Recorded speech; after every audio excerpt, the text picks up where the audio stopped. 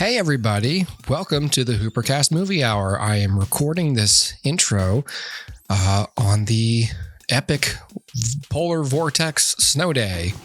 I don't think you can see it out my window because of the iris on this camera, but rest assured, I am in fact experiencing real ass snow today. It's been pretty nuts. I got my kids outside. They played, threw snowballs. Got cold, got sick of it, came inside, warmed up, rinse, repeat. Yeah, it was a fun day. So I hope if you're listening, you got some time outside. Of course, if you're really anywhere but the South, you probably experience this all the time and you're sick of it. So this episode is the Nosferatu podcast. Kellen came on to talk about the film. Dustin and I had not seen it. So this is really Kellen driving the discussion, but we have a big old talk about movies and IPs and all that kind of stuff we usually talk about. So enjoy the Nosferatu review.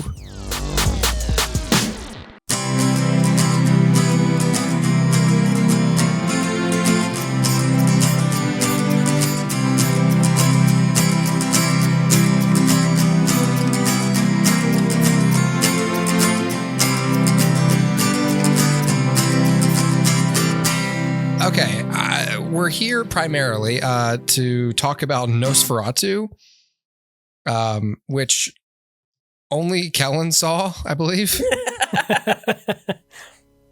I've never shared my secret with any soul. You've had these spells since childhood. Tell me what you can from the beginning. It is like a dream. It was our wedding. When we turned around, everyone was dead. The stench of their bodies was horrible. Standing before me was death. But I'd never been so happy.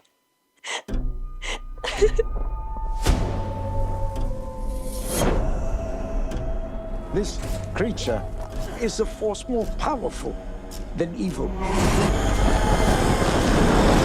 Its desire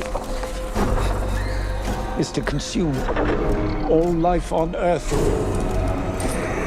Only you can redeem us. He is coming.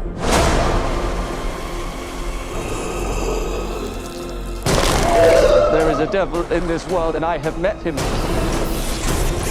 But you could never please me as he could.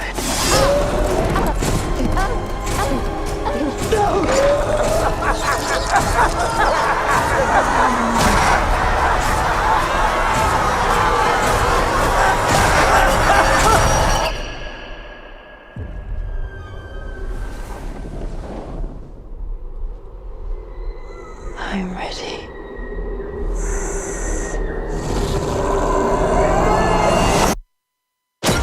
So this is the Nosferatu, but I'm here to bring an informed perspective on Robert Eggers, as I have seen all his other movies since Kellen and I previously talked about The Northman. And so this is indeed written and directed by Robert Eggers. Of course, it's based on the original, the 1922 film. And we've got Bill Skarsgård, Nicholas Hoult, Lily Rose Depp, Aaron Taylor Johnson, Emma Corrin is in this, and so is Willem Dafoe. So Kellen, all I know about Nosferatu is that he's a vampire, or that it's about a vampire, and they couldn't call it Dracula in the original. So I did a little bit of history research, not specifically for this. Just when I see movies, I'll come home and just go on a Wikipedia rabbit hole. So obviously in the early days of film. Also, I'm not going to be an expert on this because I don't remember names or anything, but it was a German film production studio. They wanted to do Dracula. They contacted not Mary Shelley, that's Frankenstein. Bram Stoker's Bram Stoker, yep. Either estate or maybe he was, I don't know. couldn't get the rights, did it anyway, and just changed names and somewhat changed like scenarios a little bit. Right. But like the story of Nosferatu is literally just Dracula Right. with different names in a different culture and stuff. So Yeah. that's why it takes place in a German town rather than London. All that jazz. But like basically all the beats are there for the most part. But then oh, surprise, they got sued into Right. oblivion and were ordered to like destroy all the film reels, and I think like 10 survived or something like that, or Yeah. some small set of reels survived, and that's what every single pressing of Nosferatu since has been derived from. I'll tell you my extent of the knowledge on Nosferatu. I know I should see the original. I've known that for a long time. But all I know about it is that he was prominently featured in an episode of SpongeBob. I mean, I've never seen the whole thing either. It's one of those things where like the stills are kind of creepy if you don't get one of the more like kind of cheesy theatrical shots or something. But like in motion, I'm like, okay. Yeah. It loses all the tension for me. Like there is, what is it? Like film noir, German film noir. Expressionism. German expressionism. Expressionism. Yeah. Sorry. Like there are things to be gleaned from it. It's obvious that like its footprint is, rather permanent and deep seated and stuff, but I'm not dying to watch the original. Sure. That probably makes me a horrible, horrible film buff. But I don't know. I'm not even interested in watching Herzog's either. Yeah. I don't know. Yeah. Kind of lives or dies on how actually creeped out I am, because like who wants to sit through another Dracula story? There's so many of them. It's true. We determined also that someone at Nickelodeon must be a big fan of Nosferatu, because not only is there the SpongeBob connection, but my first exposure to Nosferatu was an episode of Are You Afraid of the Dark, where someone's watching that film in a theater and the vampire comes out of the screen and starts like, scaring people or whatever. And was he doing the thing? As a kid, I was like, oh, no. And I didn't know that was Nosferatu, but then I see images from it over the years and I go, God, that's a lot like that vampire I saw in that one episode. It scared me and I just avoided it. But I knew it through like cultural osmosis. But I like to think there's a single producer at Nickelodeon who tried to put that into as many things as possible. And he stopped at 2. He stopped. I got 2 of them. He was strategic. And then he got fired for doing it. I don't think I can get this into Rugrats or Rocket Power. Yes. Reptar versus Nosferatu. Yeah, Reptar versus Nosferatu. Reptar and Nosferatu on ice. I'd rather watch that than Godzilla versus King Kong. Shots fired. Another recent-ish. I mean, I guess we're old enough now that a 12-year-old movie is recent. One of the flatmates in the What We Do in the Shadows film is essentially just Nosferatu. Peter. Nosferatu. Yeah. Yep. Yeah. Is that his name? Yeah, Peter. Yeah, Peter's like 8,000 years old. That's so funny. Yeah. Yeah. That's great. Which I've not seen the series, but there's sort of an analog to Peter, correct? In the series? There's the what's Baron. the guy's name from the Baron Avernus. Yeah. Okay. Yeah. But he's not. I mean, he's an old ancient vampire. He's a little more like but it stops there. He's kind of like the Volturi from Twilight. Like he's a fancy, like looking. Well, that reference went right over my head. Well, I don't know what you're talking about. You've seen the memes though of Michael Sheen like looking over the balcony. Like Michael Sheen's in Twilight? And the plebes. Yeah, he's like the head of the Volturi. Yeah, anyway, I don't want to say more because I feel like I'm giving away how much I actually know about this franchise. Isn't he also on like the Vampire Council and the Underworld films too? I believe he is. That guy likes vampires. Yeah. Is he in this film somewhere? No. Yeah. So with the two of you not having seen it, do you want me to get into spoiler territories? How would you like me to I first want to get into it for like, I want you to describe briefly like what it's about, and then maybe just with the general, just work your way up with the general audience. How it made you feel. Would the general audience want to see this movie? And then like how might like, you know, people who see a lot of movies feel, and then like maybe a cinephile reading of it. But once we get to cinephile, I think we can go into spoilers. Okay. So, yeah, I'm not worried about spoilers. Really, I mean, it's a retelling of a story that you generally know the gist of. You're not going to be like, "What, they did that?" Yeah. So it is. What, he's a vampire? So the story centers around a kind of newlywed husband and wife. The guy works at like a property or deed management company or something. This is all in like, I think mid to late 1800s. 1830s. Okay, mid 1800s. Yeah. Small German city or town or whatever. He's essentially just, you know, wanting to provide for this new wife of his. She has a creepy backstory. The opening to the movie establishes that essentially in a deep depression of hers in her childhood, like called out to the spirit world or whatever for somebody to like save her or some shit like that. Essentially like promised herself to Dracula. And so like she is just like, her soul is bound to him. Great. And that's a sort of an added element to the story, but the rest of it plays out pretty much. That seems like something you share on the first date. Yeah. don't get married and then she's break like, that one out. By the way, I'm haunted. By the way, you're gonna have to fight him. So the story basically centers around this husband getting sent by his employer, who is basically promising him like a partnership in the company, to go to this like, you know, far off land of Transylvania to get signed documents by this, you know, deep generational wealth, not aristocrat, but essentially it's Dracula, but the way he spins it's like, it's a unique scenario. You need to go do this like in person and by yourself. And he like heads off on like a 1,000-mile journey. Anyway, wow. It all plays out how you expect. He has an altercation with Dracula, realizes this dude's a monster, tries to race home, to beat Dracula there, who's being transported on a boat, and blah blah blah blah blah blah. It's like, if you've seen Dracula lore over the years, you kind of know all the individual pieces. Like we had a movie 2 years ago or a year ago that was just about what happened on the boat. I've been waiting for that to come to streaming. Yeah, I heard okay things. The Voyage of the Demeter, right? The last Demeter. Voyage of the Demeter. Yeah, I watched it. Now that I'm really throwing us off track by talking about that, but I watched it. It's essentially a slasher flick on an old timey boat. It's really weird. Like, a thing about Dracula films and as a character is that he's whatever you want him to be in that moment. So in that film, he's a stupid monster. Like, he doesn't behave intelligently. Like, he behaves like a slasher villain, which is, you know, do they ever do anything the most efficient way? No, but do they do it in the spookiest way? It's a cool way. Yeah, you betcha. So Dracula, kind of, okay, I'm getting ahead of myself.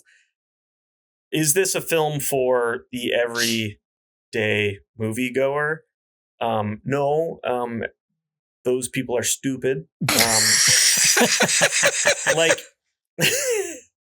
So, you know, we always talk about Red Letter Media. I did watch their episode on this, and like, just when they pull audience quotes and reviews and stuff from, I don't know what they get it from, maybe Rotten Tomatoes or IMDb or something. Yeah.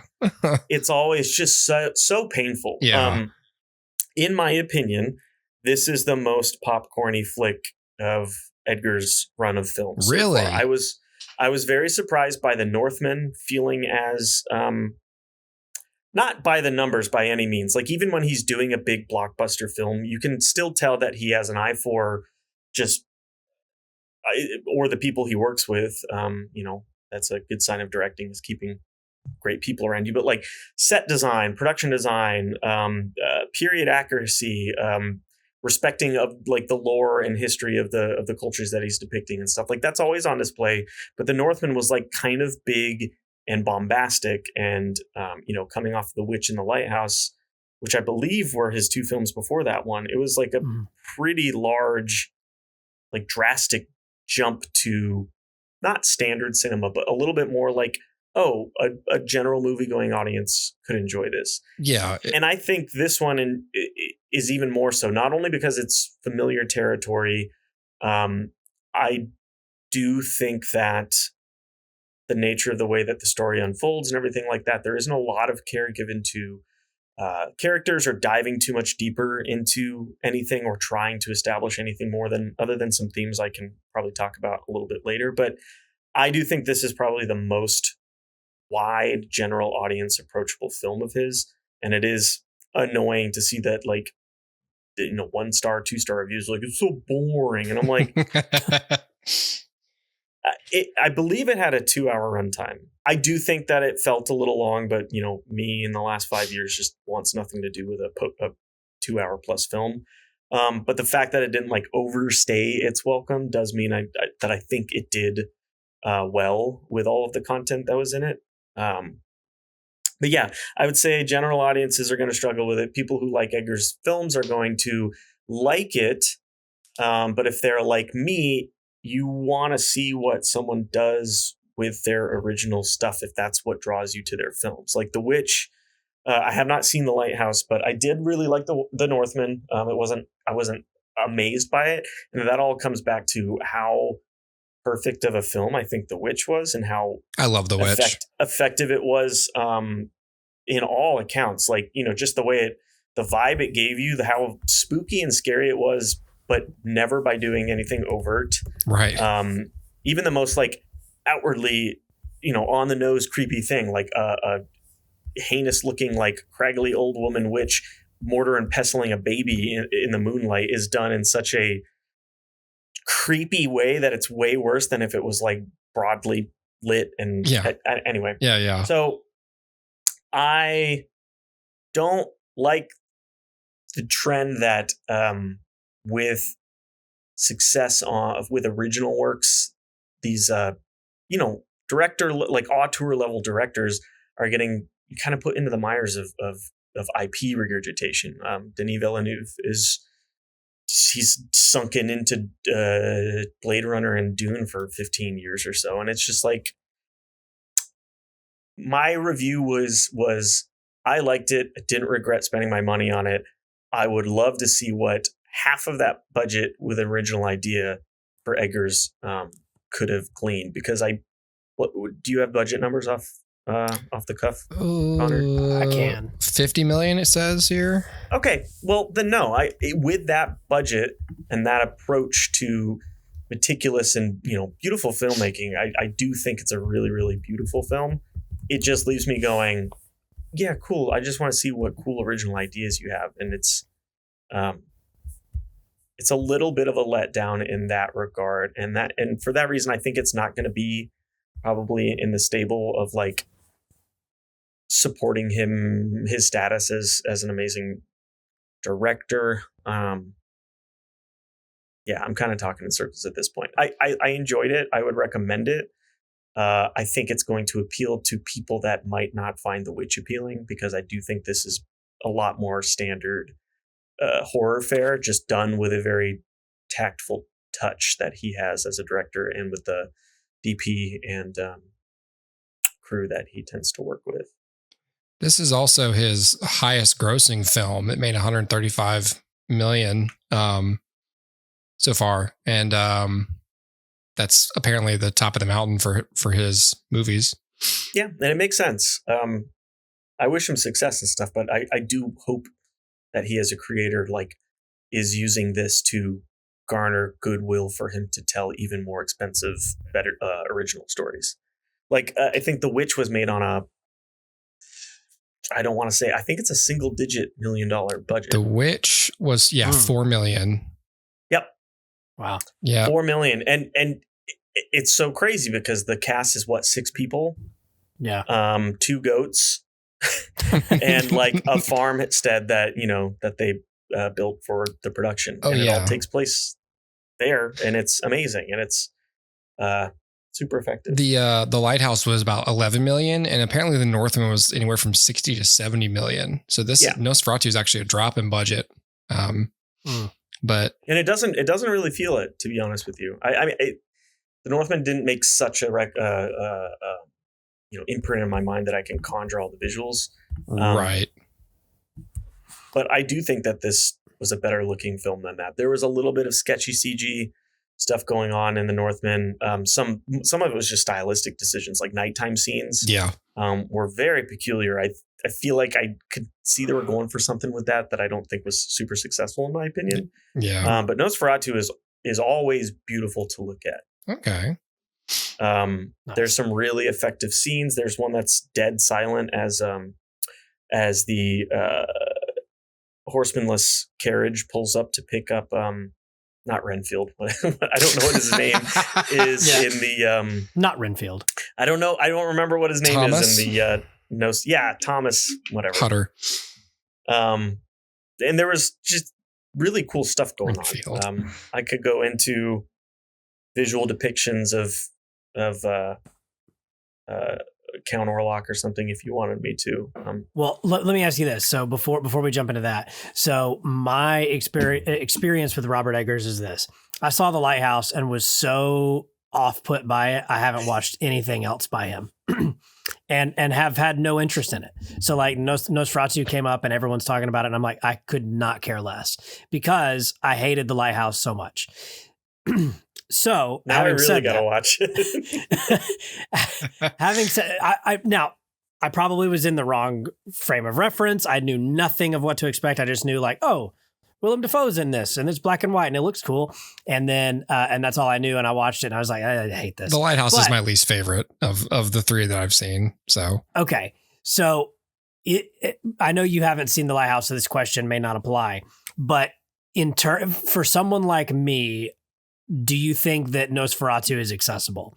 Because one of my biggest complaints with The Lighthouse was how pretentious it felt. How like obviously there's Robert Eggers has a keen eye for composition and for really intriguing shots that oftentimes call back to classical art. So you'll find paintings and whatnot that have inspired him in these different films. And I do find that commendable. But I thought that The Lighthouse was so pretentious about it. It was almost like beating you over the head with like, story is stupid. Here's why we're cool, because we look cool. And I'm like, well, that's stupid.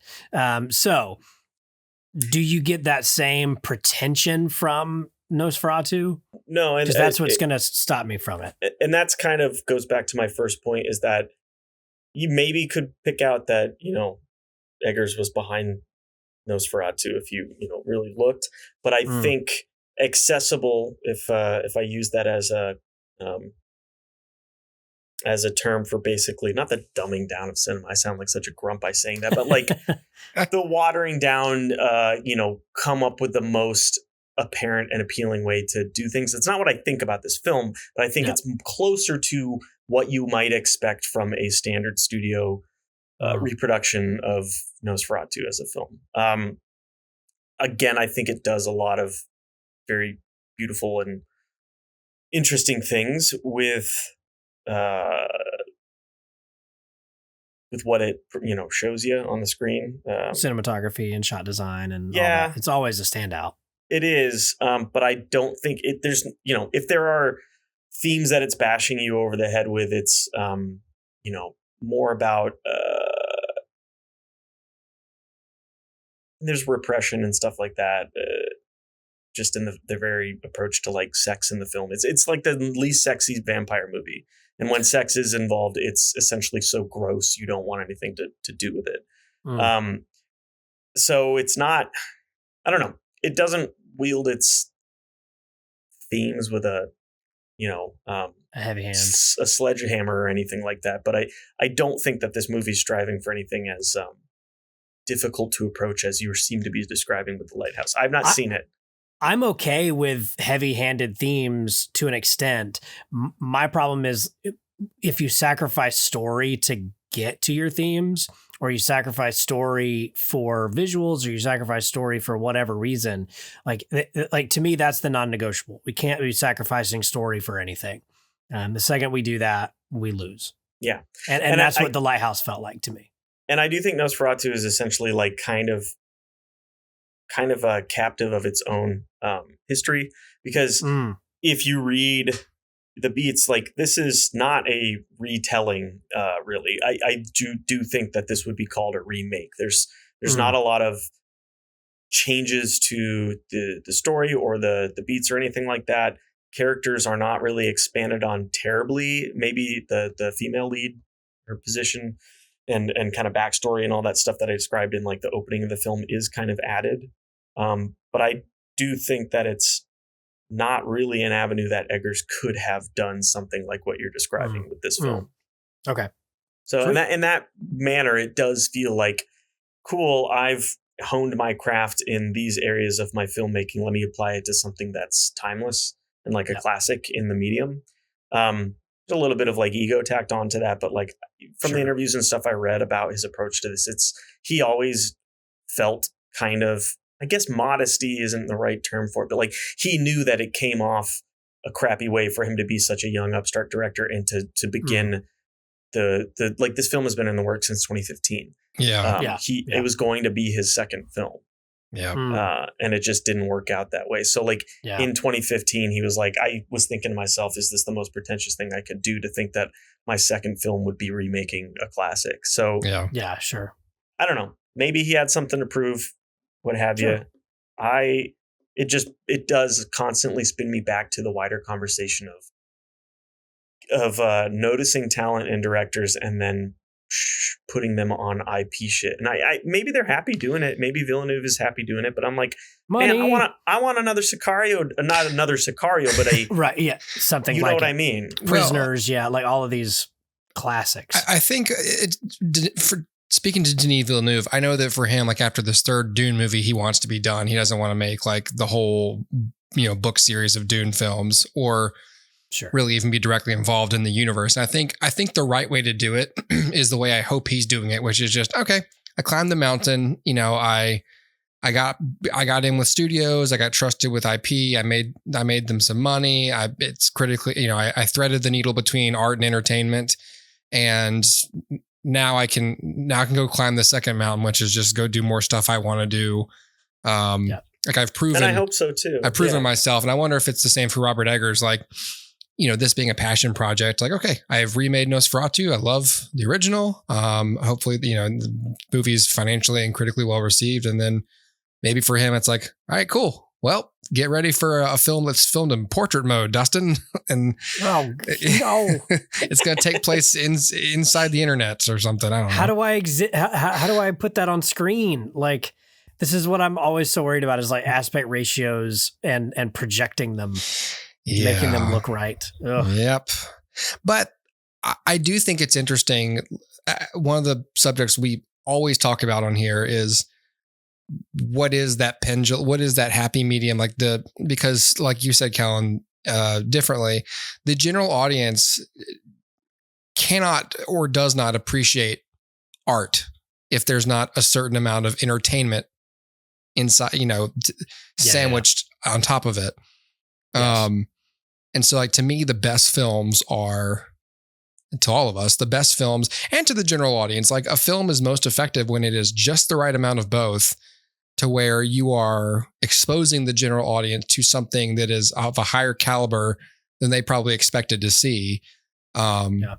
Which is why sometimes marketing makes things look so stupid, because it's like, oh, it's a scary vampire movie. And then they go in, they're like, shit, it's kind of nice looking, But they don't always see that. They just, too much talking though. Right. It's just like, not Get enough on with the killing. Not enough sex. Or too much.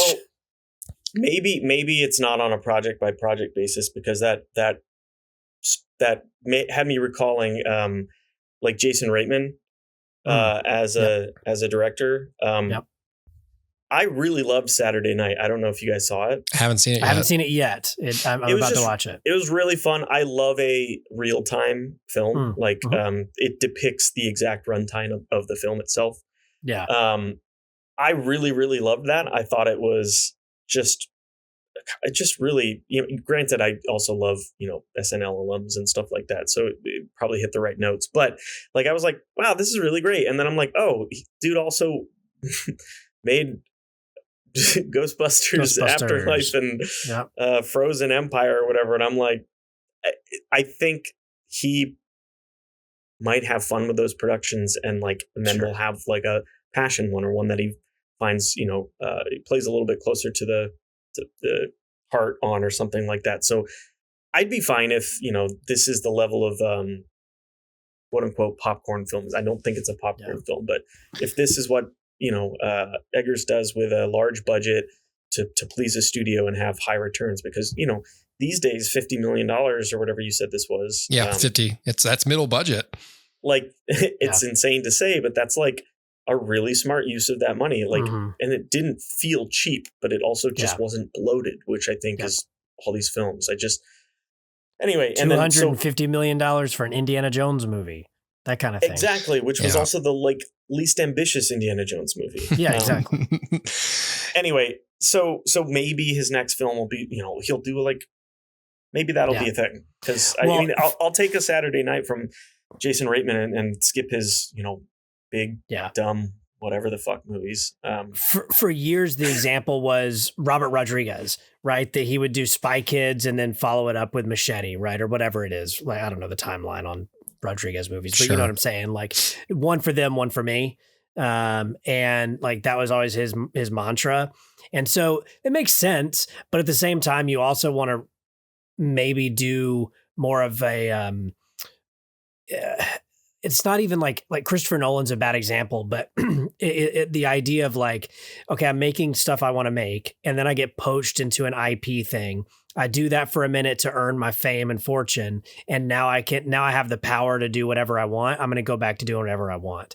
And to a degree, I guess that's what Nolan did, but like, I don't know, his movies are still so big in scope. It's hard to even though they tend to be more original, they still feel like IP driven somehow.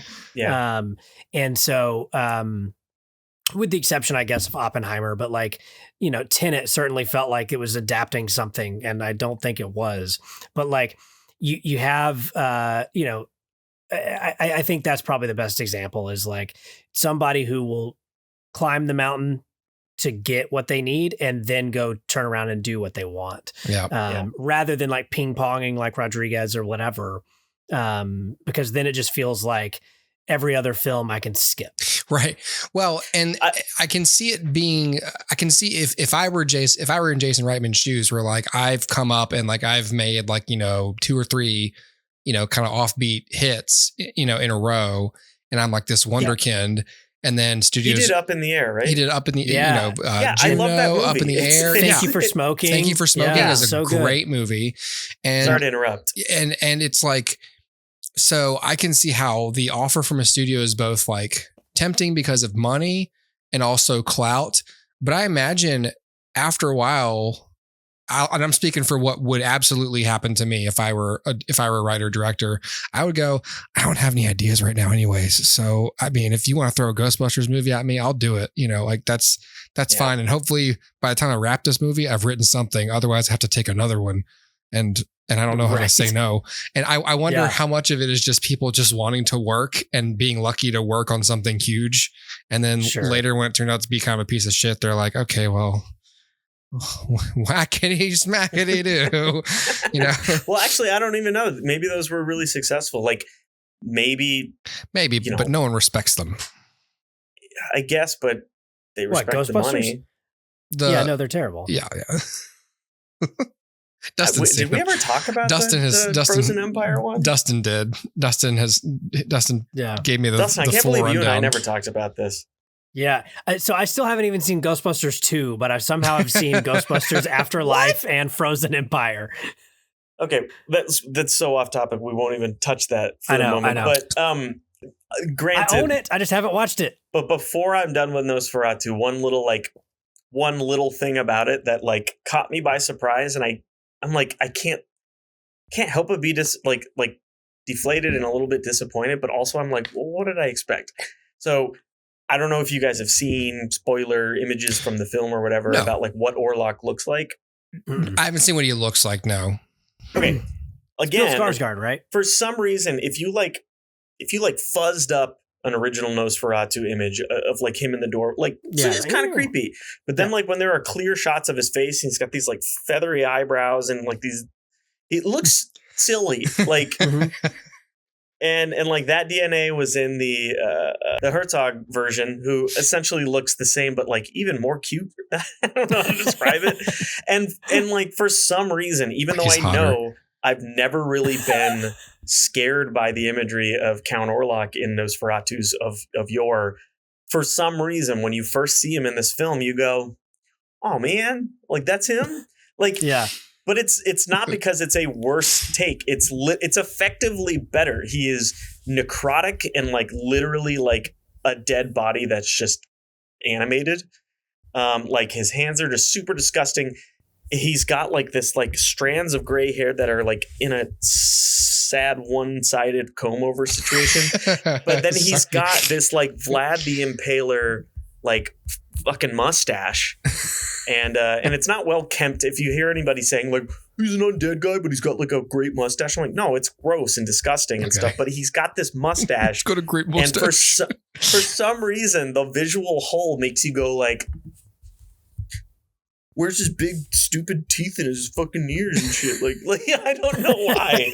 I couldn't get over it. So the whole film, even though it was better that he didn't look the way I wanted him to in my head. Yeah, I still am like, didn't really feel like Nosferatu. I'm googling it now. Yeah, this is strange. Okay, hang on. I need to see it now. What I also say is that over the film you get more and more acclimated to his character, so that by the very end, where this isn't a spoiler because everybody knows that Dracula dies at the end. When he's like getting killed by staying out past the sun's rise or whatever, he's really broadly lit, and so like people are reacting to like this final shot, which you're not just seeing him in that moment, you've been seeing him the whole film. He's actually a very present character, which does a lot to kind of like slowly chip away at like the creepiness level of him. And the end is just really fucked up because he's really, really well lit. And so people are reacting to like GIFs and Twitter posts and stuff of that, having never seen any other part of the movie. But then his like blood pours from his eyes and it's really awesome. So cool. Yeah. Nice. It's really cool. He like turns and screams at the sun and is like, that sounds awesome. Yeah. It's cool. It's cool.